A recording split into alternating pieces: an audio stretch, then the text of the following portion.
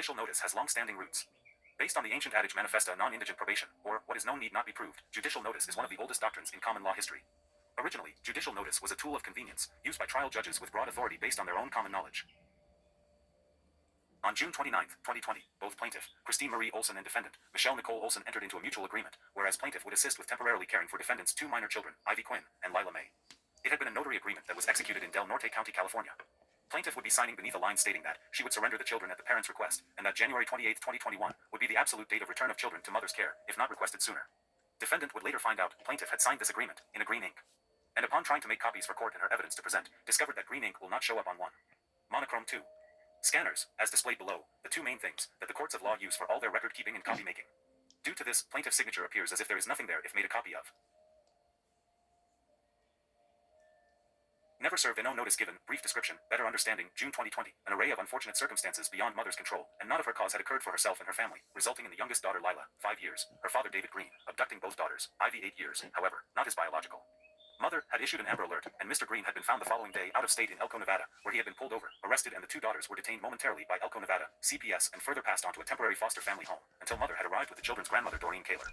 Upon arrival, CPS had conducted mandatory interrogation and evaluation and had immediately released the two children back into mother's care, custody, and control without a single finding as her being a danger or unable to be a parent to her children.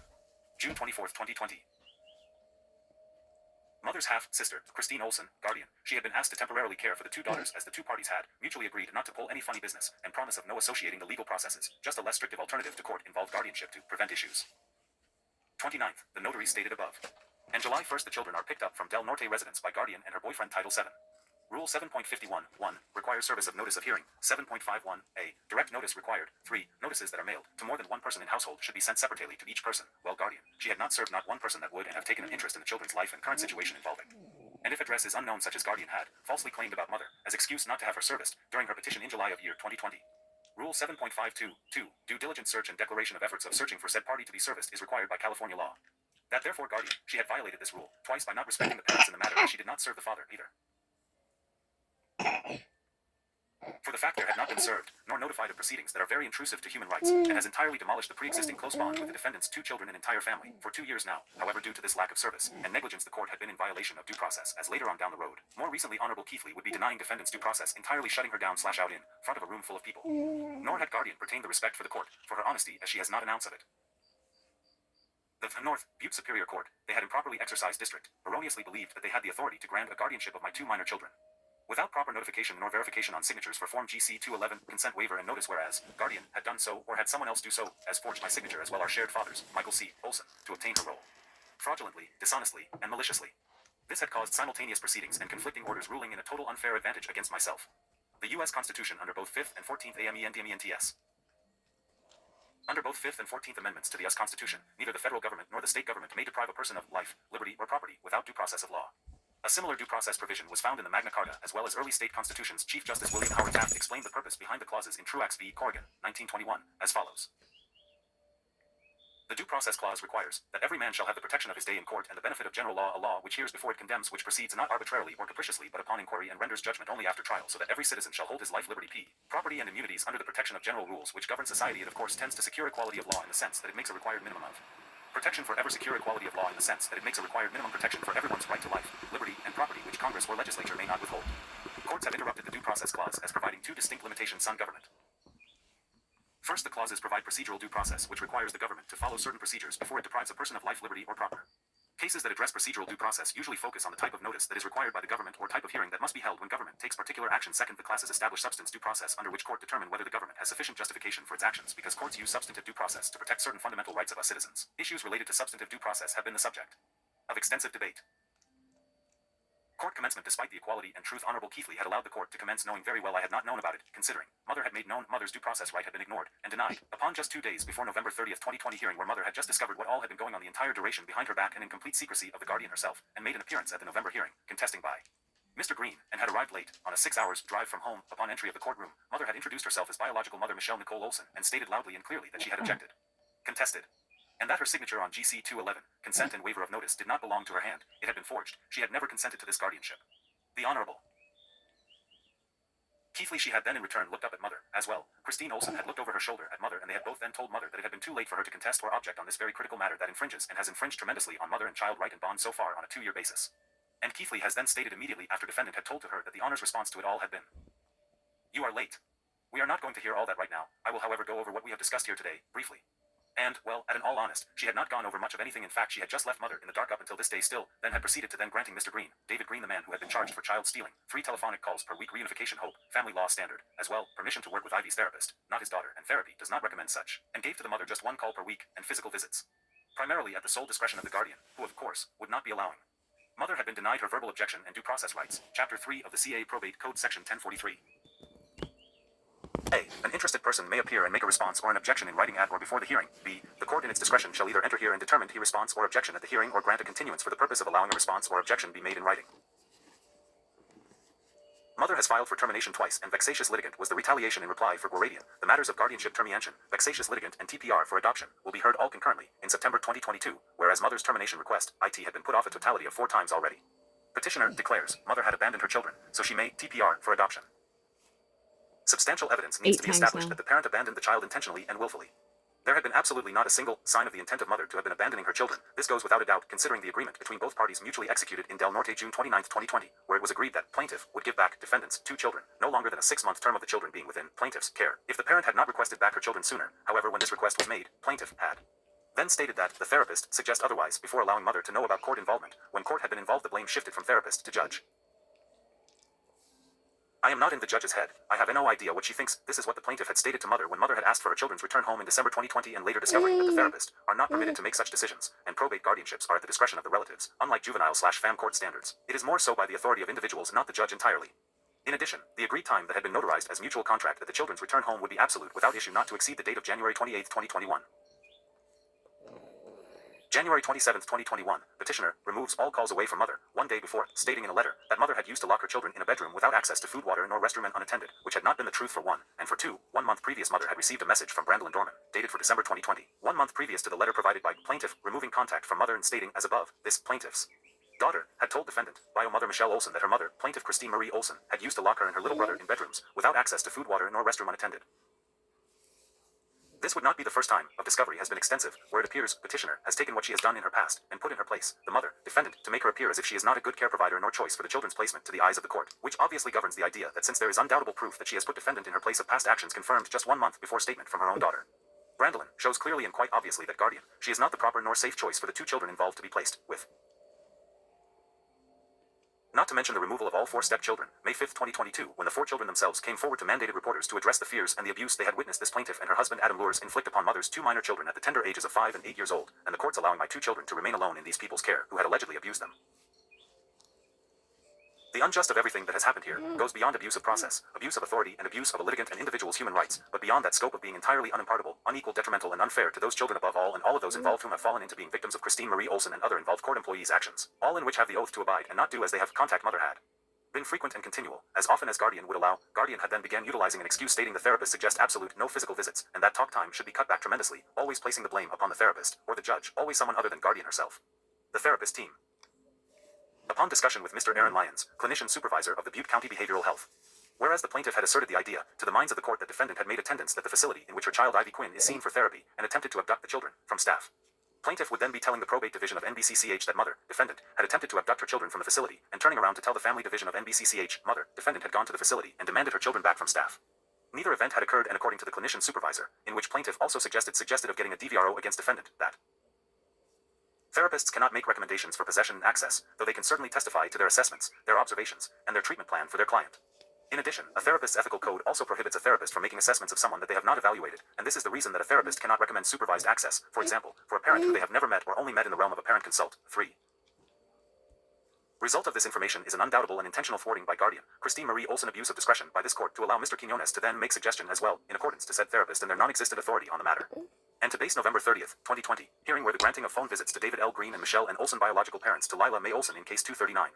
Where Honorable Keithley had been not at all impartial, quite unrealistic, unethical, and unfair to say the least of things by granting David L. Green, the man whom played his huge part in initiating the entire situation by his actions and causing the mother to feel the need to ask Christine Marie Olsen, half-sisters, for her temporary assistance to act as a haven for the child, Ren, best interest at the time, in fear Mr. Green would take off with the children if released from jail once more, on November 30th, 2020 contesting hearing by Mr.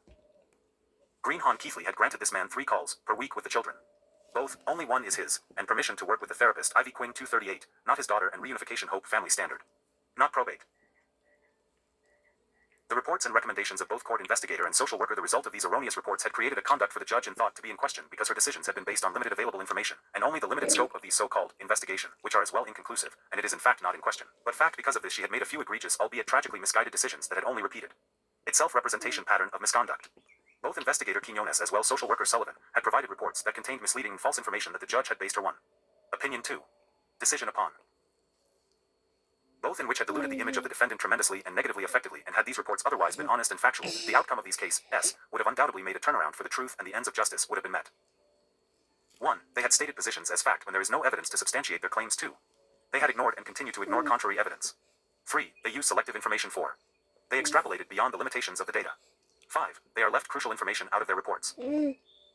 6. Their conclusions were inconsistent, contradictory, and did not match their assessments. In just one of the numerous examples in which Quinones had more apparently misrepresented the truth that had injuriously affected the mother's chance at getting her children back is in his investigation. He had stated that defendant had used methamphetamines while pregnant with Ivy Quinn Olsen, and is unknown if she used hard drugs with Lila Mae, but reportedly had used marijuana. That defendant had been on the run from police, with her violent fugitive ex-boyfriend wanted for a suspected murder and armed robbery. None of this is true. It will never be true. How one can associate a person's name with such fabricated accusations goes beyond the scope of my understanding and many others, and if he were not already gone, I'd highly suggest a termination of his career, but that has already occurred and strangely. After his 2-month investigation, which happened to commence due to his dishonesty. But is there justice serviced for this misconduct? Absolutely no. No justice has even remotely come forward to this day. Another example would be how Quinones had stated that defendant may have altered the photograph of her daughter Ivy Quinn Olsen's swollen shut eye. The abuse of a child, due process jurisdiction parental right. In addition, Honorable Keithley has declined me every time I should have an opportunity to be heard, but I am not at all even allowed to speak.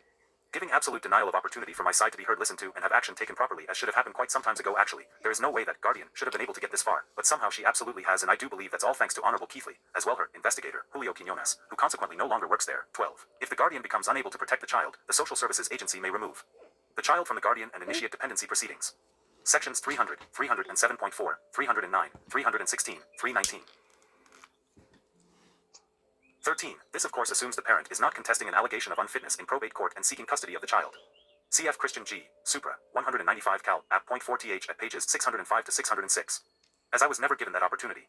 4. Here, the social worker did not incorporate this language in the petition and did not explicitly allege that the children, Ivy and Lila, had suffered or was at substantial risk of suffering serious physical harm or illness because her parents could not provide regular care for her.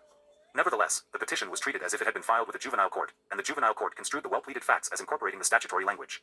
However, this is probate. Much like the probate court trying to take authority of TPR hearing. Lorraine Sherry Brooks, 1. Counsel shall be charged in general with the representation of the child's interests. To that end, counsel shall make or cause to have made any further investigations that he or she deems in good faith to be necessary to ascertain the facts, including the interviewing of witnesses, and shall examine and cross-examine witnesses in both the adjudicatory and dispositional hearings. Counsel may also introduce and examine his or her own witnesses, make recommendations to the court concerning the child's welfare, and participate further in the proceedings to the degree necessary to represent the child. 2. If the child is 4 years of age or older, counsel shall interview the child to determine the child's wishes and assess the child's well-being and shall advise the court of the child's wishes. Counsel shall not advocate for the return of the child if, to the best of his or her knowledge, return of the child conflicts with the protection and safety of the child. 3. Counsel shall investigate the interests of the child beyond the scope of the juvenile proceeding, and report to the court other interests of the child that may need to be protected by the institution of other administrative or judicial proceedings. Counsel representing a child in a dependency proceeding is not required to assume the responsibilities of a social worker and is not expected to provide non-legal services to the child.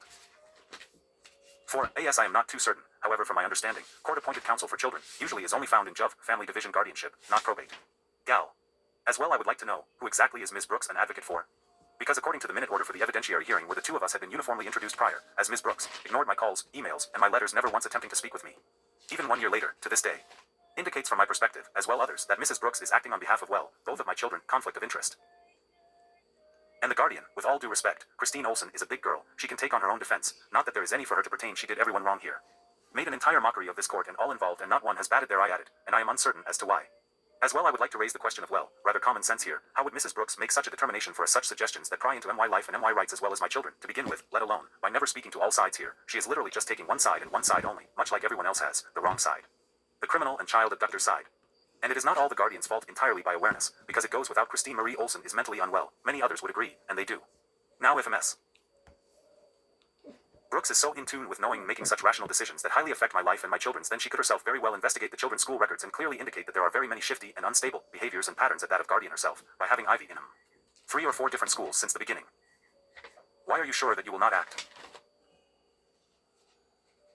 A. At least once every year, if the list of educational liaisons is available on the Internet website for the State Department of Education, both of the 5, 7, the court shall take whatever appropriate action is necessary to fully protect the interests of the child. 6. Well, is that just another one of the broken promises? To add in there with every other disappoint everything this entire matter has had to offer, what more does the court and its fellow people want to lie about and jack around, messing up everyone involved, and their entire life will never be the same again? Due to this, I've got a few specifics to look forward to. Section 1714.10. Claim against attorney for civil conspiracy included in complaint or other pleading. The attorney's acts go beyond the performance of a professional duty to serve the client and involve a conspiracy to violate legal duty in furtherance of the attorney's financial gain.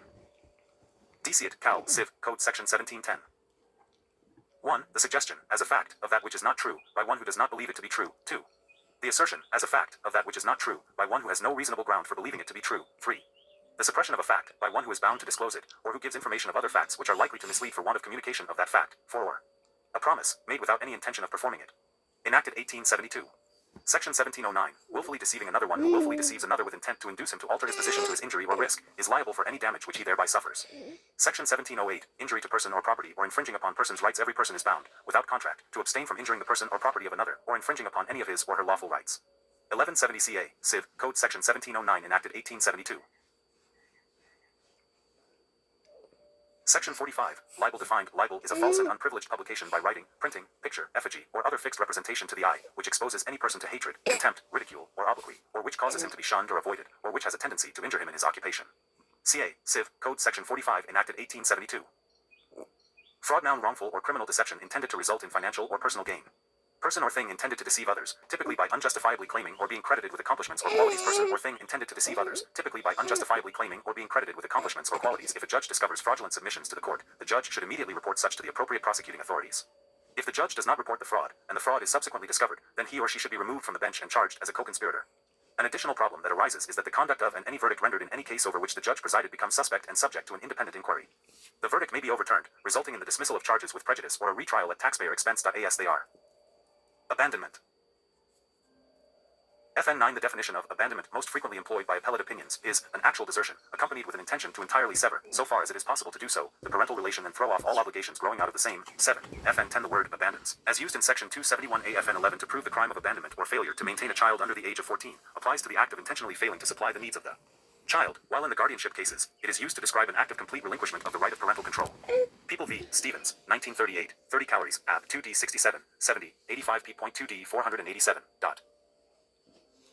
In statutory proceedings to declare a child free from parental custody and control, abandonment is more precisely and thoroughly defined in Family Code, Section 7822, Subdivision A, as occurring where the child has been left by both parents or the sole parent in the care and custody of another for a period of 6 months, or by one parent in the care and custody of the other parent for a period of 1 year without any provision for the child support, or without communication from the parent or parents, with the intent on the part of the parent or parents to abandon the child.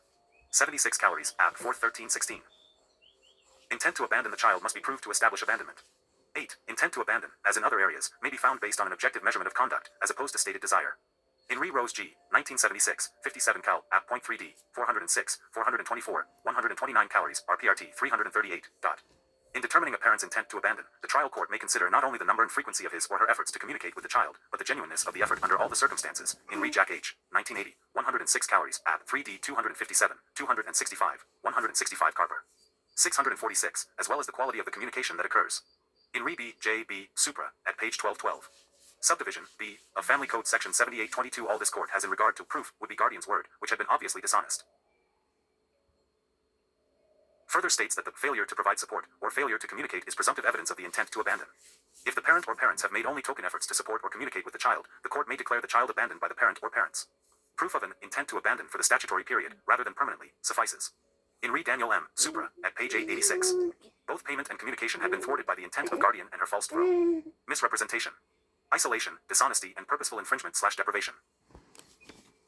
1c. Under any of the recognized definitions of abandonment, the issue of abandonment is one of fact governed on appeal by the substantial evidence rule. Thus, a. All evidence most favorable to the respondents must be accepted as true, and that which is unfavorable discarded as not having sufficient verity to be accepted by the trier of fact. In Re Baby Boy S, 1987, 194 calories, App. 3D 925, 931, 240 calories, RPRT 60. See also Adoption of Dukes, 1971, 14 calories, App. 3D 459, 466, 92 calories, RPRT 390. In Re Salazar, 1962, 205 calories, App. 2D 102, 106, 22 calories, RPRT 770. Legal obligations of parenthood include the duties of 76 calories, App 41317, support, of care and protection, and of education. As compensation, therefore, the law recognizes certain rights in the parent. Citation. A parent is by law the natural guardian and entitled to the custody of the person of a minor. State of California v. Superior Court, 1978, 86 calories, App 3D 475, 482, 150 calories, RPRT 308. In a case involving a state proceeding to terminate the parental rights of an indigent without providing her counsel, the court recognized the parent's interest as an extremely important one. Counsel. 1. In other due process cases involving parental rights, the court has held that due process requires special state attention to parental rights. Point 2. Thus, it would appear likely that in other parental right cases, a right to appointed counsel could be established. Point 452 U.S. at 27-31. The decision was a 5-4, with Justices Stewart, White, Powell, and Rehnquist and Chief Justice Berger in the majority and Justices Blackmun, Brennan, Marshall, and Stevens in dissent. ID at 35-59. Back 9. All parties, take notice. Civil Code Section 49 prohibits the abduction or enticement of a child from a parent or from a guardian entitled to its custody. Civ Code 49 sub a. It has long been established that the unlawful taking or withholding of a minor child from the custody of the parent or guardian entitled to such custody constitutes as an actionable tort. How does California define child abduction? In order to convict someone of a criminal charge, a prosecutor has to show that certain facts of the case were true. These are known as the elements of the crime. In California Penal Code 278 PC, there are the 4 elements of child abduction. The defendant maliciously took or withheld a child from their lawful custodian. The important word here is maliciously, that you had intentionally meant to disturb, defraud, or injure someone else. The child was under the age of 18. If the alleged victim was 18 or older at the time, the case instead could fall under kidnapping or false imprisonment. The defendant did not have a right to custody when they acted. The defendant intended to detain or conceal the child from the child's lawful custodian. In other words, when the defendant acted, they meant to deprive the child from contact with their legal guardian or custodian. What's notable here is that the defendant must be shown to have intentionally and maliciously taken a child from their rightful guardian. In cases of an accident or a misunderstanding, the defendant cannot be convicted of child abduction. There is also a related charge in 278.5 PC called deprivation of custody. This involves intentionally or maliciously taking or withholding a child in order to deprive a custodian of their right to visitation. 10. Child abduction. Parental/guardian. Child abduction is child abuse. Child abduction is the offense of wrongfully removing or wrongfully retaining, detaining, or concealing a child or baby. Abduction is defined as taking away a person by persuasion, by fraud, or by open force or violence. There are 2 types of child abduction: parental child abduction and abduction by a stranger. Parental child abductions are the most common type. Child abductions are hard to deal with. The thought of a child being ripped from the only life they have ever known is a nightmare of any parent. The most common form of child abduction is parental child abduction, meaning one parent has taken, detained, or concealed a child from the other parent. It is all too often a common occurrence that society somehow feels safer when the abductor is a parent of the child. These abductions do not garner the attention and support that non-family abductions do, regardless of the fact that they are just as dangerous and exponentially more complicated to resolve. The longer the child is missing, the more concern surrounds their emotional well-being. 1. Removing a child from their home and community is detrimental to the child's health. Normally a child would have their family to support them through the change of being in a new community and school. 2. Children are made to feel safe and accepted after a move, ensuring that the experience of moving is not one that will harbor long-term negative emotions. 3. Now imagine what a child will feel when they are moved away and have contact cut off with their family, especially if the child is then isolated, not placed in school, and has limited social interactions for fear of being discovered. 4. A right to custody may exist with or without a court order. Generally, the biological mother of a child has a right to custody. Home/issues/malicious parent syndrome. Parental alienation. Malicious parent syndrome is where the custodial parent, among other things, interferes with the non-custodial parent's visitation, manipulates their offspring to hate the other parent. Diagnostic criteria for malicious parent syndrome. A parent unjustifiably punishes his or her divorcing or divorced spouse by, or in this case, minus the divorce X and replace with guardian, attempting to alienate their mutual child, run, from the other parent. I have been told by numerous parties this is the case. They talk badly about me, in front of my children, force my children to believe I no longer wanted them, that I did not love them and do not, and that they cannot call me mother or even speak about me, involving others in malicious actions against the other parent. DVRO and other actions guardian has taken throughout, including commencement, engaging in excessive litigation, the commencement, as well. The retaliation replies with vex. Litigant and TPR, the parent specifically attempt to deny the child, run. She did this from the very beginning till today, regular uninterrupted visitation with the other parent, never let me visit my children, always had excuses. Uninhibited telephone access to the other parent, she removed my telephonic calls away as well, all communication. Participation by the other parent in the child, ran, as school life and extracurricular activities, she would never allow me to know anything, and then she had gotten the false throw against me to prevent me from knowing. The pattern is pervasive and includes malicious acts towards the other parent, including lying to the children, lying to others, violations of law. The disorder is not specifically due to another mental disorder, although a separate mental disorder may coexist. 11. Christine Olson has done every single one of these things. Now can the court see? If not, then I deserve to know as to why they are refusing to take notice of the reality. The reality here is she has committed fraud, perjury, forgery, lied under oath, stole my children when she broke her word of promise to care for them momentarily, and tricked and deceived the entire family. She is damaging my children. She is not stable nor safe. She is trying to eliminate me even further than she already has. It is not safe for children. She is not safe for children. Her husband's not safe for children, and this needs to be put to a stop immediately. It is immoral, illegal, wrong, and unjust. My children need to be immediately returned home to my care, custody, and control where it has always been rightful and just. Parental alienation. Parental alienation is a theorized process through which a child becomes estranged from one parent as the result of the psychological manipulation of another parent. The child's estrangement may manifest itself as fear, disrespect, or hostility toward the distant parent, and may extend to additional relatives or parties. The child's estrangement is disproportionate to any acts or conduct attributable to the alienated parent. Parental alienation can occur in any family unit, but is claimed to occur most often within the context of family separation, particularly when legal proceedings are involved, although the participation of professionals such as lawyers, judges, and psychologists may also contribute to conflict. Proponents of the concept of parental alienation assert that it is primarily motivated by one parent's desire to exclude the other parent from their child's life. Some assert that parental alienation should be diagnosable in children as a mental disorder. Some propose that parental alienation be recognized as a form of child abuse or family violence. They assert that parental alienation creates stress on the alienated parent and the child, and significantly increases the child's lifetime risk of mental illness. Parental alienation remains controversial both within the psychological community and the legal system, unfortunately, because when the children who actually need help aren't receiving help, they end up forever damaged by those who claim to be the ones to protect BT. They aren't, they are the abusers actually. Induced parental alienation is a specific form of psychological child abuse, which is listed in DSM-5, the current Diagnostic and Statistical Manual of the American Psychiatric Association, APA, under Diagnostic Code V995.51, Child Psychological Abuse. Untreated induced parental alienation can lead to long-term traumatic psychological and physical effects in the children concerned. This fact is still not given sufficient attention in family court cases. The article gives a condensed overview of parental alienation, summarizing its definition, the symptoms, and the various levels of severity. It also describes some major alienation techniques and possible psychosomatic and psychiatric effects of induced parental alienation. Finally, attention is drawn to programs of prevention and intervention now used and evaluated in some countries. The article concludes with 2 real-life examples from psychiatric practice, and a comprehensive list of international references. 12. Keywords: child psychological abuse, high conflict separation/divorce, induced parent-child alienation, intervention programs, parental alienation, psychological long-term consequences. What is emotional and psychological abuse in children? Emotional and psychological abuse in children is defined as behaviors, speech, and actions of parents, caregivers, or other significant figures in a child's life that have a negative mental impact on the child. According to the U.S. government, emotional abuse, or psychological abuse, is a pattern of behavior that impairs a child's emotional development or sense of self-worth. Examples of emotional abuse include name-calling, insulting, threatening violence, even without carrying out threats, allowing children to witness the physical or emotional abuse of another, withholding love, support, or guidance. It's very difficult to know how common child emotional abuse is. A wide range of behaviors can be considered abusive, and all forms are thought to be underreported. Child Help estimates that every year in the United States, more than 6.6 million children are involved in referrals to State Child Protective Services, CPS. According to the Centers for Disease Control and Prevention, CDC, in 2014, over 702,000 children were confirmed by CPS as having been abused or neglected. Child abuse occurs in all types of families. However, reported abuse appears to be most common in families that are having financial difficulties dealing with single parenthood. What are the signs of child emotional abuse? Signs of emotional abuse in a child may include being fearful of a parent saying they hate a parent, talking badly about themselves, such as saying, "I'm stupid," seeming emotionally immature when compared to peers, exhibiting sudden changes in speech, such as stuttering, experiencing a sudden change in behavior, such as doing poorly in school. Signs in a parent or caregiver include showing little or no regard for the child, talking badly about the child, not touching or holding the child affectionately, not tending to the child's medical needs. Who should I tell? If you or someone you know is being emotionally abused, remember that getting them help is the best way to show them you care. But what do you do when no one will help? Long-term effects of emotional abuse. School and at work, as well as to criminal behavior. A recent study at Purdue University reported that adults who were victims of emotional or physical abuse as children have a higher risk for developing cancer. They also experience higher rates of alcohol and drug abuse. Children who are emotionally or physically abused and do not seek help can become abusers themselves as adults. Is it possible for a child who is abused to recover? I'm afraid to know the answer. Child COCHING Kristen Olsen has allegedly done this to her own children in the past, and now she does the same to mine. Why this has not been considered to even be a possibility by these so-called professionals, who see it every day, is beyond my understanding. It is wrong. Child abuse and neglect are serious public health problems and adverse childhood experiences, ACEs. They can have long-term impacts on health, opportunity, and well-being. This issue includes all types of abuse and neglect of a child under the age of 18 by a parent, caregiver, or another person in a custodial role, such as a religious leader, a coach, a teacher, that results in harm, the potential for harm, or threat of harm to a child.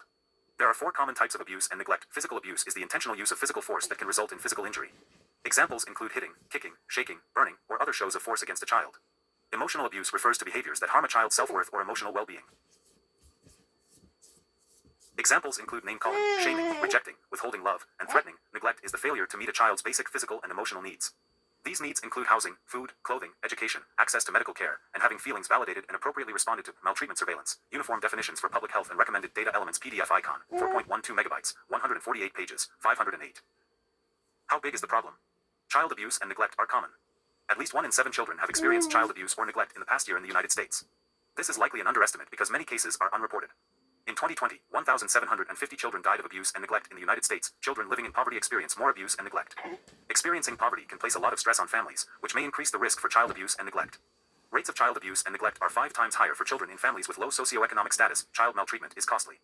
In the United States, the total lifetime economic burden associated with child abuse and neglect was about $592 billion in 2018. This economic burden rivals the cost of other high-profile public health problems, such as heart disease and diabetes. About 1 in 7 children experienced an estimated cost of CAN. What are the consequences? Children who are abused and neglected may suffer immediate physical injuries such as cuts, bruises, or broken bones. They may also have emotional and psychological problems, such as anxiety or post-traumatic stress. Over the long term, children who are abused or neglected are also at increased risk for experiencing future violence, victimization and perpetration, substance abuse, sexually transmitted infections, delayed brain development, lower educational attainment, and limited employment opportunities. Chronic abuse may result in toxic stress, which can change brain development and increase the risk for problems like post-traumatic stress disorder and learning, attention, and memory difficulties. Dated this 20th day of August 2022, defendant in pro/per 1, Rule 7.51. Service of notice of hearing. A. Direct notice required. 1. Except as otherwise permitted in the Probate Code, a notice sent by mail under Probate Code Section 1220 must be mailed individually and directly to the person entitled to notice. 2. A notice mailed to a person in care of another person is insufficient unless the person entitled to notice is an adult and has directed the party giving notice in writing to send the notice in care of the second person. 3. Notices mailed to more than one person in the same household must be sent separately to each person. Subbed. C. Amended effective January 1, 2004. 2. Rule 7.52. Service of notice when recipient's address unknown. Declaration of diligent search. Petitioner must file a declaration describing efforts made to locate a person entitled to notice in a proceeding under the Probate Code, but whose address is unknown, before the court will prescribe an alternate form of notice or dispense with notice under C. The declaration must state the name of the person whose address is unknown, the last known address of the person, the approximate date when the person was last known to reside there, the efforts made to locate the person, and any facts that explain why the person's address cannot be obtained. The declaration must include a description of the attempts to learn of the person's business and residence addresses by sad face 1, inquiry of the relatives, friends, acquaintances, and employers of the person entitled to notice and of the person who is the subject of the proceeding, wink with a frown. 2, review of appropriate city telephone directories and directory assistance, and 3, search of the real and personal property indexes in the recorders and assessors' offices for the county where the person was last known or believed to reside. B, mailed notice to county seal mailing a note